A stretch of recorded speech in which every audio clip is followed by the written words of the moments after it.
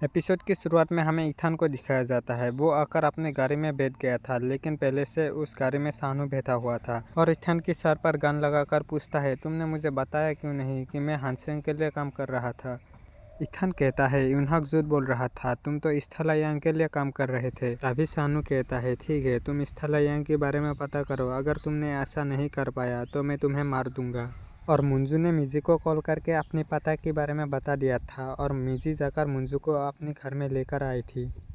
और मुंजू ने एंडरसन से वीडियो कॉल में बात की थी और मुंजू को पता चलता है कि पनडुब्बी के बारे में जो भी न्यूज़ मिली है वो सारी सच है। पनडुब्बी की चीफ इंजीनियर को गोली लगी थी और उसकी सर्जरी चल रहा था और होश में आने के बाद उसने बताया कि 2 पनडुब्बी बनाई गई थी। एक तो नॉर्मल है जो पानी के ऊपर है और दूसरा न्यूक्लियर पनडुब्बी है जो पानी के अंदर है। और उन लोगों ने मेरे पास भी वीडियो भेजा था क्योंकि उन लोगों को पता था कि मैं अमेरिकन नहीं एक कोरियन हूँ और मैं युद्ध को रोकने के लिए कुछ भी कर सकता हूँ।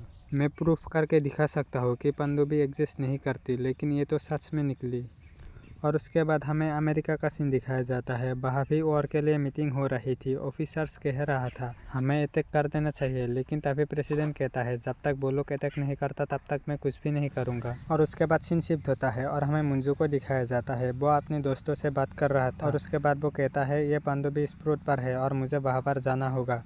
तभी मिजी कहता है, तुम ऐसा नहीं कर सकते हो, इस पनडुब्बी की वजह से कितने लोगों की मौत हो गई है और मैं एक जहाज़ के बंदोबस्त करती हूँ और तुम्हें यहाँ से निकलना होगा। लेकिन मुंजू मिजी की बात नहीं मानती और सांगी से कहता है मुझे तुम्हारी हेल्प चाहिए, हमें स्पॉट पर जाना होगा और चीज़ों को स्कैन करना होगा, उसे देखना होगा। और सांगी भी इसकी हेल्प करने के लिए मान जाता है। और अगले सीन में वो दोनों पोर्ट पर आ चुका था। सांगी मुंजू से कहता है मैं आगे देखने के लिए जा रहा हूँ, तुम यहाँ पर अच्छी तरह से देखो। और मुंजू को अपने पीछे कुछ महसूस होता है और उसे पता चलता है कि ये तो सानू है। वो सानू को देखकर पूछता है कि तुमने मेरे साथ ऐसा क्यों किया, तुम तो मुझे प्यार करने लगी थी, क्या ये भी प्लान का ही हिस्सा था। सानू कहता है मेरे पास कोई भी ऑप्शन नहीं था, मैं बस तुम्हें बचाना चाहता था और इसमें तुम्हारी कोई गलती नहीं है, वो मैं ही था जिसको तुम्हारी ज़रूरत थी। उसके बाद मुंजू अपनी गन को निकाल लेता है और कहता है बस इस चीज़ के लिए मैं तुम्हारी ग्रेटफुल हूँ कि तुमने मुझे गन चलाना सिखा दिया। जब मैं पहली बार ब्रेक हुआ था तब तुमने मेरी हेल्प की थी, लेकिन इस बार ऐसा कुछ भी नहीं होने वाला, मैं ब्रेक कभी नहीं होने वाला, मैं यहाँ से जा रहा हूँ और तुम मेरे पीछे कभी मत आना। और एक एकड़ वो यहाँ से निकल जाती है और हमें कार का सीन दिखाया जाता है। सांगी मुंजू से कहता है क्या सानू आने वाला है, मुझे पहले उसके ऊपर डाउट था, लेकिन मुझे अभी ऐसा लगता है कि वो एक अच्छी इंसान है। मुंजू कहता है तुम उसके ऊपर डाउट करते रहो क्योंकि वो एक अच्छी इंसान नहीं है और वो यहाँ पर कभी नहीं आने और उसके बाद वो जंगी को कहता है कि गाड़ी रोको, मुझे बाहर जाना है। और वो गाड़ी से उतरकर बाहर आ जाती है और बाहर आकर वो सी को देखने लगती है। तभी उसकी पॉकेट में मोबाइल बजने लगती है और मोबाइल को निकल कर वो देखने लगती है और एक सीन को याद करने लगती है। जब सानू उसके पास आया था तो सानू ने एक मोबाइल निकाल कर उसके जेब में रख दी थी। मुंजू भी उस मोबाइल में एक नंबर को नोटिस करता है और उसके बाद सीन शिफ्ट होता है और हमें सानू को दिखाया जाता है। इथान ने भी स्थलायांग के बारे में काफ़ी इन्फॉर्मेशन निकाल ली थी और सभी इन्फॉर्मेशन वो सानू को दे देता है और सानू को भी काफ़ी रिसर्च के बाद पता चल चुका था हनाना ही स्थलायांग। और उसके बाद हमें हनाना को दिखाया जाता है। वो कहीं पर जाने के लिए तैयार हो रही थी और वो अपने साथ छोटा सा हथियार और एक मेडिसिन भी लेती है ताकि जब कोई प्रॉब्लम होगी तो वो खुद को ही मार सके। और उसके बाद हमें मुंजू और मिजी को दिखाया जाती है। मिजी मुंजू को कहता है अर्जेंटीना से एक वकील आई हुई है जो कि एक जज है और तुमसे मिलना चाहती है और काफ़ी टाइम से अपॉइंटमेंट के लिए पूछ रहा था। तभी मुंजू कहता है ठीक है, उसे अंदर ले आओ।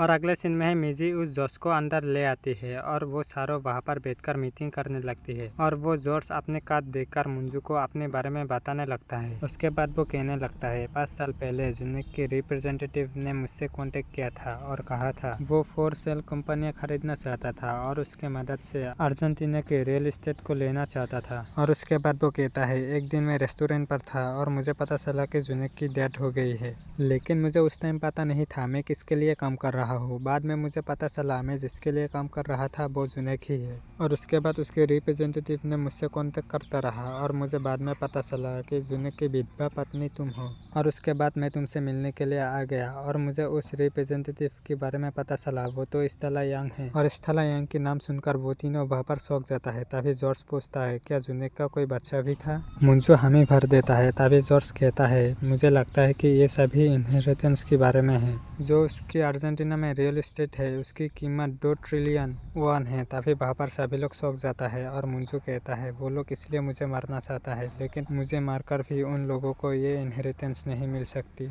और मंजू उस जज से कहता है तुम ये पता करो कि उस फोरसेल कंपनियों को खरीदने की पैसा कहाँ से आई। अगर तुम इस काम में कामयाब हो गई तो मैं तुम्हें 5% का कमीशन दूंगी। तभी वो जज कहता है ठीक है, मैं इस काम में अपनी पूरी ताकत लगा दूंगा। और उसके बाद हमें हानाना को दिखाया जाता है। वो प्रेस कॉन्फ्रेंस में बताने लगता है कि मैंने ही सानू और मंजू की ऑडियो रिकॉर्डिंग को लीक किया था। उसके बाद वो कहता है कि जुनेक के साथ मेरा अफेयर था और हमारा एक बेटा भी है। मंजू और सानू मिलकर जुनेक को मारा है।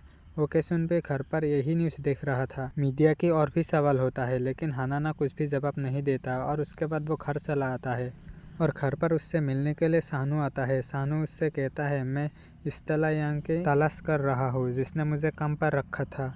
तो इसी के साथ हमारा आज का ये एपिसोड यहीं पर एंड होता है।